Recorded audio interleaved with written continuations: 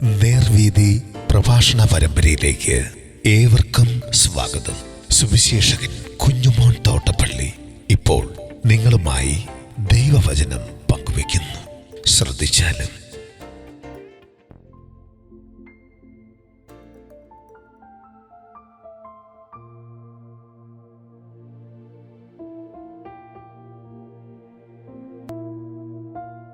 പത്രോസിന്റെ അമിതമായ ആത്മവിശ്വാസം. ദൈവനാമത്തിന് മഹത്വമുണ്ടാകട്ടെ. ലൂക്കോസിന്റെ സുവിശേഷം 22-ാം അധ്യായത്തിന്റെ 33-34 വാക്യങ്ങൾ ഞാൻ വായിക്കുന്നത് ശ്രദ്ധിച്ചാൽ, അവനോട്, കർത്താവേ, ഞാൻ നിന്നോടുകൂടെ തടവിലാകുവാനും മരിപ്പാനും ഒരുങ്ങിയിരിക്കുന്നു എന്ന് പറഞ്ഞു. അതിനവൻ, പത്രോസേ, നീ എന്നെ അറിയുന്നില്ല എന്ന് 3 വട്ടം തള്ളിപ്പറയും മുമ്പേ ഇന്ന് കോഴി കൂകുകയില്ല എന്ന് ഞാൻ നിന്നോട് പറയുന്നു എന്ന് പറഞ്ഞു. പത്രോസിനെ പരീക്ഷിക്കുവാൻ സാത്താൻ കർത്താവിനോട് അനുവാദം ചോദിച്ചു. കർത്താവ് അനുവാദം നൽകിയില്ല. എന്നാൽ പിശാച് പത്രോസിൻ്റെ അടുക്കൽ വന്ന് പ്രലോഭനങ്ങളിൽ പെടുത്തും എന്ന് മനസ്സിലാക്കിയ കർത്താവ് പത്രോസിനു വേണ്ടി അവൻ്റെ വിശ്വാസം പോകാതിരിപ്പാൻ അപേക്ഷിച്ചു.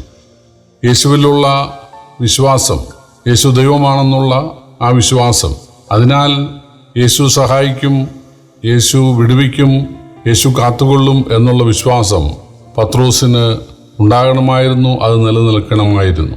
യേശു അതിനുവേണ്ടി പ്രാർത്ഥിച്ചു. പക്ഷെ പത്രോസ് പറയുകയാണ്, കർത്താവെ, ഞാൻ നിന്നോടുകൂടെ തടവിലാകാനും മരിപ്പാനും ഒരുങ്ങിയിരിക്കുകയാണ്. അത് പത്രോസിൻ്റെ അമിതമായ ഒരു ആത്മവിശ്വാസം മാത്രമാണ്. കർത്താവ് പറഞ്ഞു, ഇന്ന് നീ എന്നെ തള്ളിപ്പറയും മുമ്പ് കോഴി കൂകുകയില്ല. പ്രിയപ്പെട്ടവരെ, ആത്മീക ജീവിതത്തിന് കർത്താവിൻ്റെ കൃപ അല്ലെങ്കിൽ സഹായം അത്യാവശ്യമാണ്. നമുക്ക് അത്യാവശ്യം വേദപുസ്തക പഠനമുണ്ട്, പ്രാർത്ഥനയുണ്ട്. ഇതുവരെ നമ്മൾ നന്നായിട്ട് ജീവിച്ചു, അതിൻ്റെ ഒരു അനുഭവം നമുക്കുണ്ട്. കർത്താവിന് വേണ്ടി നന്നായി ജീവിക്കണം എന്നുള്ള ആഗ്രഹവും നമുക്കുണ്ട്. അതൊക്കെ ശരിയാണ്. അതുപോലുള്ള പാട്ടുകളൊക്കെ നാം പാടാറുണ്ട്. പക്ഷേ ദൈവത്തിൻ്റെ സഹായം അത്യാവശ്യമാണ്. പൗലോസ് അപ്പോസ്തലൻ അപ്പോസ്തലപ്രവൃത്തി 20 എഴുതുന്നുണ്ട്, ദൈവത്തിൻ്റെ സഹായം ലഭിക്കിയാൽ ഞാൻ ഇന്ന് വരെ നിൽക്കുകയും ചെറിയവരോടും വലിയവരോടും സാക്ഷ്യം പറഞ്ഞ് പോരുകയും ചെയ്യുന്നു. അപ്പോസ്തലപ്രവൃത്തി 26 എൻ്റെ ഓർമ്മ. അഗ്രിപ്പ രാജാവിനോട് പറഞ്ഞപ്പോൾ ആണ് പൗലോസ് അത് പറയുന്നത്. ദൈവത്തിൻ്റെ സഹായം നമ്മുടെ ആത്മവിശ്വാസമല്ല. ഇവിടെ പത്രോസ് ഒരിക്കലും വിചാരിച്ചില്ല താന് മഹാപുരോഹിതൻ്റെ അരമനയിൽ അകപ്പെടും, അവിടെ തീ കായുന്ന ആളുകളുടെ കൂടെ ഇരിക്കേണ്ടി വരും, നീ അവനോട് കൂടെ ആളല്ലേ, അവനോട് കൂടെയുള്ള ഒരാളല്ലേ എന്ന് ചോദിക്കാനിടയാകും. ഇതൊന്നും വിചാരിച്ചില്ല. യേശു പലപ്പോഴും പറഞ്ഞു, ഞാൻ തടവിലാകും, എന്നെ ബന്ധിക്കും, ഞാൻ കൊല്ലപ്പെടും. അങ്ങനെയെങ്കിൽ യേശുവിനോട് കൂടെ തടവിലാകാനും കൊല്ലപ്പെടാനും എനിക്ക് മനസ്സുണ്ട് എന്ന് പത്രോസ് പറഞ്ഞു എന്നുള്ളതും ചിന്തിച്ചു എന്നുള്ളതും ശരിയാണ്. പ്രിയപ്പെട്ടവരെ, കർത്താവിനായി ജീവിക്കുവാൻ, പ്രവർത്തിക്കുവാൻ നമുക്ക് നല്ല താല്പര്യമുണ്ട്, നല്ല ആത്മീക ജീവിതം നയിക്കാൻ താല്പര്യമുണ്ട് എന്നുള്ളത് ശരിയാണ്. പക്ഷേ ആ താല്പര്യം മാത്രം പോരാ. അതിന് ദൈവത്തിൻ്റെ സഹായമാണ് വേണ്ടത്. അതിനുള്ള പ്രാർത്ഥനയാണ് നമുക്ക് വേണ്ടത്. കർത്താവെ, ഞാൻ അയോഗ്യനാണ്, ഞാൻ പോരാത്തവനാണ്, എനിക്ക് ബുദ്ധിയില്ല, എനിക്ക് കർത്താവെ ശക്തിയില്ല, അങ്ങനെ സഹായിച്ചു കൊള്ളണം, അങ്ങേ തള്ളിപ്പറയാതെ ജീവിക്കുവാൻ എന്നെ അനുവദിക്കണം, എന്നെ സഹായിച്ചു കൊള്ളണം എന്ന് ഉള്ള ആ ദൈവാശ്രയം, അതാണ് നമുക്ക് അത്യാവശ്യം. കാരണം പ്രതീക്ഷിക്കാത്ത രംഗങ്ങളിൽ നമ്മൾ അകപ്പെടാൻ സാധ്യതയുണ്ട്. അല്ലെങ്കിൽ പിശാച് നമ്മെ അങ്ങനെയുള്ള സ്ഥലത്ത് കൊണ്ടുപോയി നിർത്താനുള്ള സാധ്യതയുണ്ട്. നമ്മളൊരിക്കലും പ്രതീക്ഷിച്ചിട്ടില്ലാത്ത ഒരു രംഗമായിരിക്കാം അത്.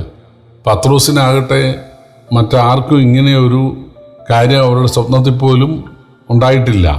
പത്രോസ് നമുക്കറിയാം, മഹാപുരോഹിതൻ്റെ ദാസനെ വാളെടുത്ത് വെട്ടിയ ആളാണ്. അതേ മഹാപുരോഹിതൻ്റെ അരമനയുടെ മുറ്റത്ത് ചെന്നിരിക്കുകയാണ്. നല്ല തണുപ്പുള്ള ദിവസമായതുകൊണ്ട് അവർ തീ കൂട്ടി. ആ സമയത്ത് അദ്ദേഹവും ആ തീ കൊള്ളാൻ വേണ്ടി, ചൂട് കിട്ടാൻ വേണ്ടി അവിടെ അടുത്ത് ചെന്നു. അപ്പോൾ ആ ആഴിയിൽ പത്രോസിൻ്റെ മുഖം മനസ്സിലാക്കിയ, അതായത് ഗത്സമനയിൽ വന്ന ഒരാളാണ് ചോദിക്കുന്നത്, നീ അവനോട് കൂടെ ഉണ്ടായിരുന്നല്ലോ. അപ്പോൾ പത്രോസ് പെട്ടെന്ന് പറയുകയാണ്, ഞാൻ അവനെ അറിയുന്നില്ല. ജീവരക്ഷയ്ക്കായി പറയുകയാണ്. പ്രിയപ്പെട്ടവരെ, നമ്മൾ കർത്താവിനായി ജീവിക്കണം, മരിക്കണം എന്നൊക്കെയുള്ള ആഗ്രഹം വച്ച് പുലർത്തണം, അത് നല്ലത് തന്നെ. പക്ഷേ യേശുവിനെ തള്ളിപ്പറയാതെ കർത്താവിനെ സകല കാര്യങ്ങളിലും മഹത്വപ്പെടുത്തിക്കൊണ്ട് ഉയർത്തിക്കൊണ്ട് ജീവിക്കാൻ നമുക്ക് സാധിക്കണമെങ്കിൽ നമ്മുടെ ഭക്ഷണകാര്യത്തിൽ, വസ്ത്രകാര്യത്തിൽ, നമ്മൾ യാത്ര ചെയ്യുമ്പോൾ, നമ്മൾ സംസാരിക്കുമ്പോൾ, നമ്മുടെ കച്ചവട കാര്യങ്ങളിൽ, നമ്മുടെ ജോലിസ്ഥലത്ത്, നമ്മുടെ കൃഷിസ്ഥലത്ത്, നമ്മുടെ ശുശ്രൂഷാരംഗത്ത്, എവിടെ ആയാലും കർത്താവിനെ മഹത്വപ്പെടുത്താൻ നമുക്ക് സാധിക്കണമെങ്കിൽ കർത്താവിൻ്റെ സഹായം കൂടിയേ തീരൂ. നമ്മുടെ ആത്മവിശ്വാസം പോരാ. പത്രോസിന് ഉണ്ടായിരുന്ന ആത്മവിശ്വാസമാണ്, അതുപോരാ. കാരണം പ്രതീക്ഷിക്കാത്ത അനർത്ഥങ്ങൾ അല്ലെങ്കിൽ പ്രതീക്ഷിക്കാത്ത രംഗങ്ങൾ നമുക്ക് വന്നു എന്ന് വരാം. അവിടെ വളരെ പെട്ടെന്ന് ദൈവകൃപയിൽ ആശ്രയിച്ചുള്ള ഒരു മറുപടി അല്ലെങ്കിൽ ഒരു പ്രതികരണം അല്ലെങ്കിൽ ഒരു പ്രവൃത്തി ഉണ്ടാകണമെങ്കിൽ ദൈവകൃപ വളരെ ആവശ്യമാണ്. അബ്രഹാം ഒരു യുദ്ധം ജയിച്ചു കഴിഞ്ഞപ്പോൾ സൊദോം രാജാവ് എന്ന് പറഞ്ഞു, യുദ്ധത്തിൽ കിട്ടിയ മൊത്തം സ്വർണവും വെള്ളിയും ആടുമാടുകളും ദാസന്മാരും എല്ലാം നിനക്കുള്ളതായിരിക്കും, ആളുകളെ മാത്രം എനിക്ക് തന്നാൽ മതി. വളരെ പെട്ടെന്ന് ആരോടും ചോദിക്കാതെ അബ്രഹാമിന് മറുപടി ഉണ്ടായിരുന്നു, ഒരു ചെരുപ്പിൻ്റെ വാറുപോലും എനിക്ക് വേണ്ട. നീ എന്നെ സമ്പന്നനാക്കിയെന്ന് നാളെ വരാൻ പാടില്ല. ഞാൻ സമ്പന്നനാകണമോ അതെൻ്റെ ദൈവം അത് ചെയ്തുകൊള്ളും. അങ്ങനെ പ്രതീക്ഷിക്കാത്ത സമയത്ത് നേരിടുന്ന പരീക്ഷകളിൽ നമുക്ക് ദൈവത്തിന് ഹിതമായ ഒരു ഉത്തരം നൽകാൻ അല്ലെങ്കിൽ ഒരു പ്രതികരണം നടത്താൻ അല്ലെങ്കിൽ അങ്ങനെ ദൈവത്തെ പ്രസാദിപ്പിക്കുന്ന പ്രവൃത്തി ചെയ്യാൻ സാധിക്കണമെങ്കിൽ സദാ ദൈവാശ്രയം, ദൈവകൃപയിൽ ശരണപ്പെടുക, അതാണ് വേണ്ടത്. അല്ലാതെ ഞാൻ യേശുവിനെ തള്ളിപ്പറയുകയില്ല, ഞാൻ ഇതുവരെ തള്ളിപ്പറഞ്ഞിട്ടില്ല, അതുപോലെ ഞാൻ മുന്നോട്ട് പോകും എന്നുള്ള നമ്മളുടെ ഭക്തിയിലും നമ്മുടെ ശക്തിയിലും ഒരിക്കലും നമ്മൾ ഊന്നാൻ പാടില്ല, സ്വന്തം വിവേകത്തിൽ ഊന്നാൻ പാടില്ല. കർത്താവിനെ സഹായിക്കുമെങ്കിൽ കർത്താവിൻ്റെ സഹായമാണ് എനിക്ക് വേണ്ടത്. കർത്താവെ, എന്നെ അങ്ങേ തള്ളിപ്പറയാൻ, അങ്ങേ നിന്ദിക്കുവാൻ എന്നെ ഒരിക്കലും ഇടയാക്കരുത്.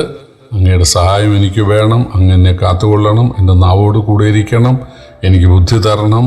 എനിക്ക് നല്ലത് തിരഞ്ഞെടുക്കാൻ, നല്ലത് സംസാരിക്കുവാൻ എന്നെ സഹായിച്ചു കൊള്ളണമേ എന്ന് ഏതൊരു വിശ്വാസിയും ഏതൊരു ദൈവദാസനും പറയുവാനും അങ്ങനെ ചിന്തിക്കാനും ആ മനോഭാവത്തോട് ജീവിക്കുവാനും ഇടയാകണം. അല്ലെങ്കിൽ പ്രതീക്ഷിക്കാത്ത സമയത്ത്, പ്രതീക്ഷിക്കാത്ത ഒരു സ്ഥലത്ത് പത്രോസിനുണ്ടായതുപോലെ, അതായത് കർത്താവിനെ ദുഃഖിപ്പിക്കുവാൻ നമുക്കിടയായി എന്ന് വരാം.